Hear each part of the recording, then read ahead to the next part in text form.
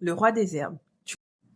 Le roi des herbes, on l'arrache dans les jardins, on dit que c'est une mauvaise herbe, mais en spiritualité africaine, c'est le roi. Je t'explique pourquoi. Son vrai nom scientifique, c'est Ageratum conizoide. Tu le reconnais à ses petites fleurs violettes et à son odeur très forte quand tu froisses les feuilles. Au Bénin, au Cameroun, au Togo, on l'appelle le roi des herbes parce qu'il règne sur les autres plantes. Son rôle, annuler, nettoyer, libérer. L'une de ses plus grandes vertus, c'est le déblocage total. C'est sa grande spécialité. Blocage financier, professionnel, spirituel, amoureux. Le roi des herbes est utilisé pour casser les nœuds invisibles. C'est le grand formatage spirituel. Sa deuxième vertu, c'est l'anti-mauvais œil et l'anti-envoûtement. Beaucoup de tradis praticiens l'utilisent pour retourner les mauvais sorts à l'envoyeur. Donc si tu te sens lourd, chargé, comme si on t'espionnait, il purifie ton aura. Troisième vertu, la protection des lieux. Planté devant une maison ou utilisé en aspersion, il empêche les énergies négatives et les personnes malveillantes d'entrer. C'est un véritable videur spirituel. Quatrième vertu, il attire la chance. Mais attention, le roi des herbes vide d'abord. Il enlève tout le négatif. Une fois que c'est propre, la chance peut enfin entrer. Il ne faut jamais l'utiliser pour attirer sans avoir purifié avant. D'ailleurs, c'est le principe de l'attraction.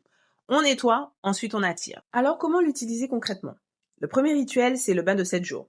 Au lever du soleil, tu tritures 21 feuilles dans un seau d'eau, tu laisses reposer et tu te laves avec pendant 7 jours. Sans savon. À faire quand tu sens que tout est bloqué dans ta vie. Le deuxième rituel, le balayage de maison. Tu fais une décoction forte, tu la mets dans un vaporisateur et tu asperges tous les coins de ta maison, de l'intérieur vers la porte de sortie. Idéal le mardi ou le samedi, surtout après une dispute. Troisième rituel, le désenvoûtement. Tu cueilles la plante à 5 heures du matin, parlant à son esprit. Tu la mets sous ton oreiller pendant 3 nuits avec ton nom écrit dessus. Le quatrième jour, tu la jettes à un carrefour. Mais attention, il y a 3 règles à respecter. Avec le roi des herbes, 1. On ne le mélange jamais avec une autre plante. Il travaille seul. 2. Les femmes enceintes ne doivent pas le manipuler. Et 3. Après un bain, tu te sentiras vidé pendant 1 ou 2 jours. C'est normal. Il fait le ménage. Recharge-toi avec du miel, avec de l'eau sacrée, avec un bain beaucoup plus doux. Ok? Le roi des herbes, c'est une plante qui est très puissante. Ce n'est pas un jeu. Il faut la respecter. Et si tu n'es pas sûr de toi, fais appel à un professionnel.